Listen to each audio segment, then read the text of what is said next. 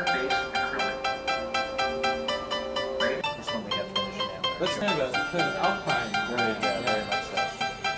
Oh, look, this is with B holding on to the cello. And then my favorite. This one looks a little bit like Liberace. This is my favorite Ron Lee painting, and I really love this clown. I like the detail in there. I like the detail in the teeth and around the eyes and the hair. And in my show in Paris, I tried to make paintings that look something like this, that have sort of a Vegas clown look. This painting is also painted in the same style that I used for my painting of Debbie Reynolds and also my painting of Liberace and all the different paintings that I do of Vegas characters. Ron Lee's World of Clowns. It's usually a happy place, but sometimes the clowns cry. Here's the gravestone from a famous clown.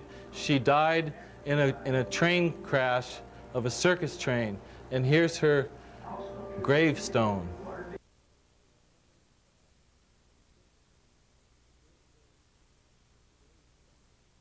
Here we are at the Ocean Spray Cranberry Museum, and here we had the Cranberry Show.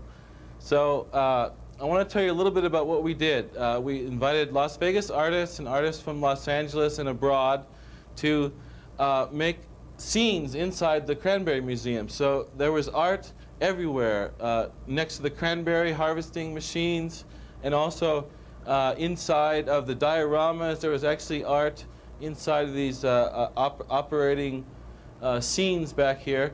And also each artist got a giant bucket of cranberry-colored paint, so they could paint their sculptures and paintings, and everything was cranberry color. My pieces for the show, I got a statue of George Washington and a statue of Abraham Lincoln, and I painted them cranberry colored because cranberry is the American fruit, because that's what the Pilgrims ate at Thanksgiving.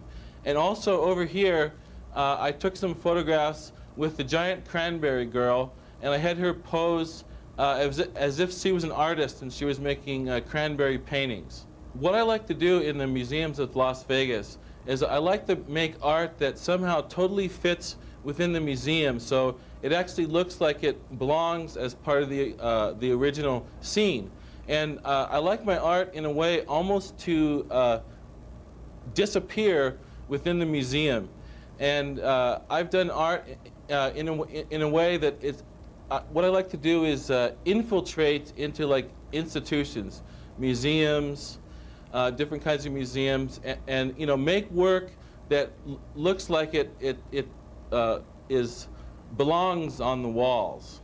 Lots of artists from Los Angeles, including Mike Kelly and Jim Shaw, they like to use the idea of high and low culture. And these artists pick from culture itself. They pick from cartoons, they pick from dolls, and actually from different kinds of naive and amateur art. In a way, I do that as well.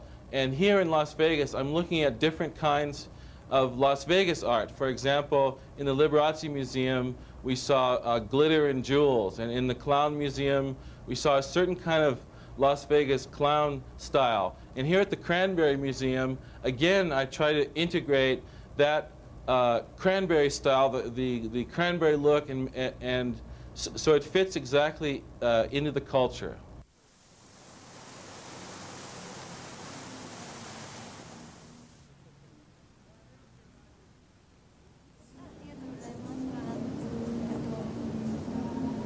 They want like a new look. Everything's got to be new, you know. I mean, it's almost like a car industry. You've got to bring out a new model. Yeah, exactly. You know, you had to bring out a new model. Good observation. So, Sort of like that. So nothing lasts very long. I mean, even Future World at Disney got changed, right? Yeah, yeah. So, Well, and that should have been there forever. Yeah. And Vegas World, which was like the futuristic place, is torn down.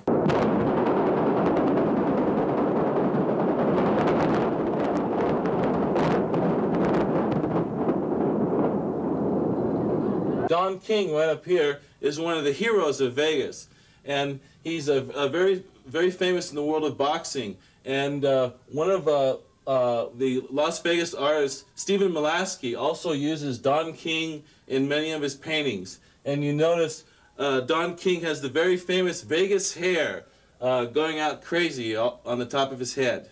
Las Vegas is also called Sin City. And that's why here I also have the Mask of Satan, because it's the most sinful city in the world, just like Sodom and Gomorrah. Las Vegas has many sins. Here we have legal prostitution, we have gambling, we have crime, we have alcohol, we have greed, and this is very important in Las Vegas. So I like to show both sides. I like to show the good and the evil, the sacred and the profane. That's why I always include God and the devil. When I'm researching in a place, I take the entire culture. I take the good as well as the bad. This is called the Glittering Gods of Vegas. And here you see the most important gods. Up top we have Elvis Presley, of course, very glamorous, and once again Richard Nixon. In the center we have a glittering rhinestone pin of Las Vegas. And down at the bottom, of course, you have Jesus, and next to Jesus is the very glamorous Liberace, all in rhinestones. Here in Las Vegas, even Jesus is glamorous. Here we have a rhinestone pin like Jesus Christ Superstar. The Living Desert Art Museum is really a museum of the world, and especially here in Las Vegas, since we have Roman culture at Caesar's Palace, we have the Luxor Egyptian culture, we have Paris is coming, and Venice, we have New York, New York. So the Living Desert Art Museum represents all these world cultures. You must leave Babylon. It's bad for you. Beware, you will die here unless you leave. Leave soon. Leave this sinful place. Depart.